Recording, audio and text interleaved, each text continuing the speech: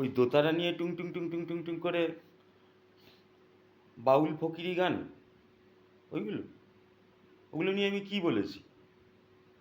আমি বলেছি যে প্রথমত ওরা যাই হোক, ওরা যাই মিস্টিক এ হোক বা অমুক তমুক হোক, ওরা আবার মেন্টাল হেলথ নিয়ে কি বলবে?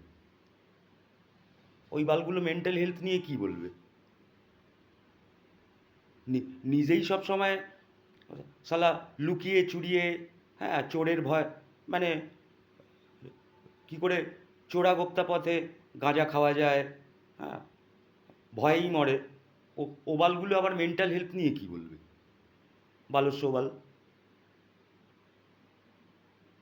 ওদের মিস্টিসিজম ফিস্টিসিজম ওসব ফিলোসফির বাতল, ওই ঠিক আছে।